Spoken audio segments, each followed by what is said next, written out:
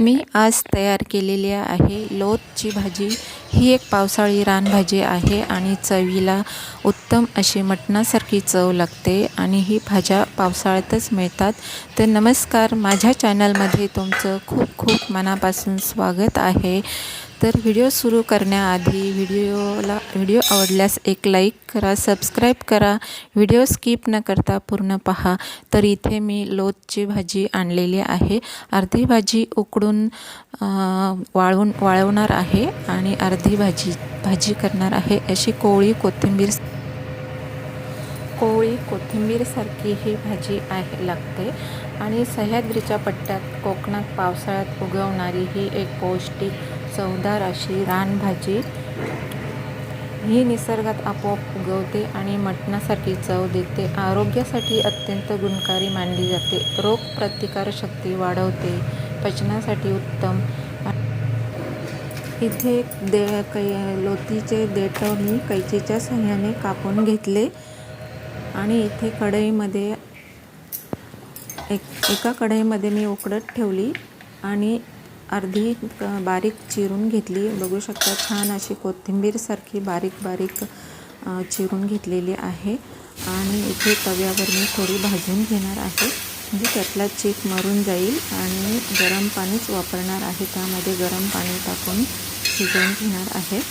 तर इथे छान अशी तव्यावर भाजून घ्यायची आहे। तर ही भाजी पोटाच्या विकारासाठी खूप अत्यंत उपयोगी आहे। डिसेंट्री लागली असेल तर पावसाळ्यात ही गावाकडे भाजी खास आवर्जून खातात। आणि इथे मी कढईत उकडून झालेली आहे आणि चाळणीमध्ये ओतून घेते आहे। इथे चाळणीत ओतली आणि त्यानंतर मी एका ताटामध्ये छान पसरवून घेतली आणि उन्हात वाळत ठेवणार आहे। तर वाळलेली लोतीची भाजीसुद्धा खूप छान लागते। इथे मी लोतीची भाजी कापून घेतलेली आहे, अगदी कोवळी आहे आणि भाजून घेतलेली आहे तव्यावर। त्यामध्ये मी गरम पाणी टाकणार आहे। ही भाजी थोडीशी खाजरीच आहे शेवळ्याच्या भाजीप्रमाणे, तर गरम पाणीच वापरायचं, थंड पाणी वापरू नये।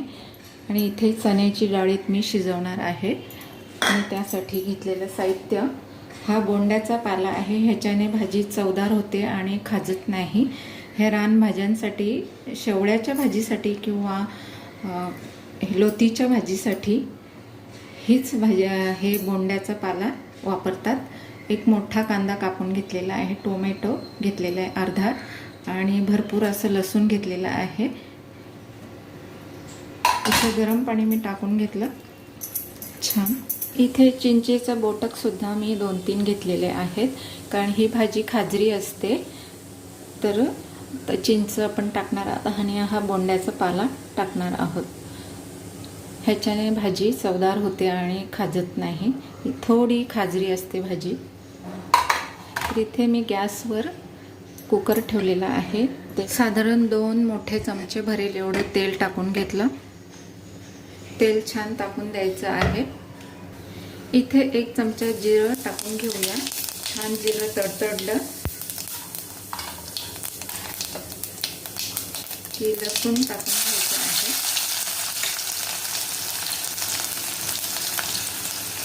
2-3 कढीपत्त्याची पानं टाकून घेऊया।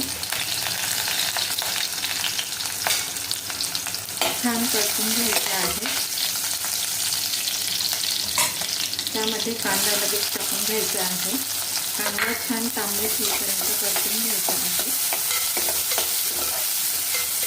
कांदा छान मऊ होत आलेला आहे, त्यामध्ये लगेच आपण मीठ टाकून घ्यायचं आहे, म्हणजे कांदा लवकर मऊ होतो। इथे अर्धा चमचा मीठ टाकून घेतला। तर धणे पावडर अर्धा चमचा, 1 चमचा लाल तिखट आणि अजून अर्धा चमचा मी लाल तिखट टाकते। जिरा पावडर टाकूया।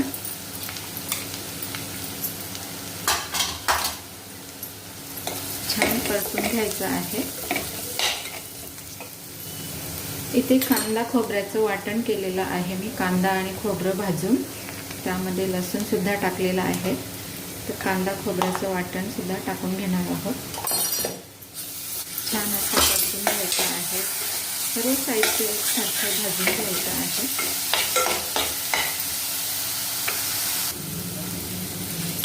इथे छान सर्व मसाले मस्त भाजून झालेले आहेत.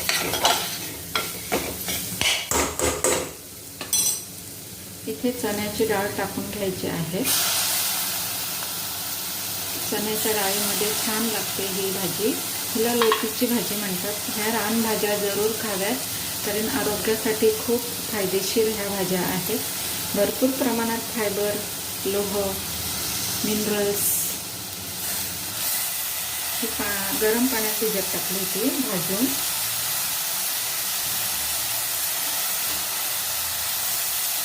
घेते आणि बोंड्याचा पाला सुद्धा टाकून घेते.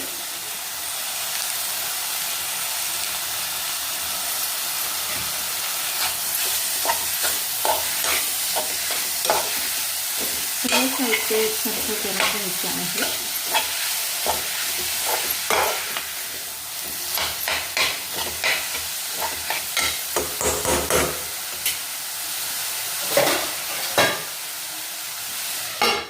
दोन मिनिट वाफ काढून घेऊया. भाजीला वाफ आलेली आहे. बघू शकता खूप छान भाजी दिसते. इथे आपण गरम पाणी टाकून घेणार आहोत.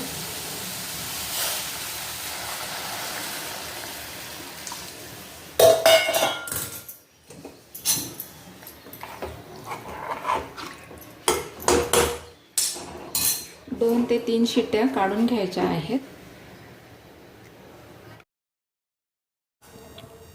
इथे छान आपली भाजी तयार झालेली आहे. खूप छान असा वास येतो आहे आणि खूप सुंदर अशी भाजी तयार झालेली आहे.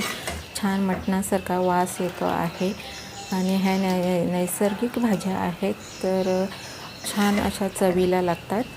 तर व्हिडिओ आवडल्यास एक लाईक करा आणि सबस्क्राईब करा. तोपर्यंत बाय बाय.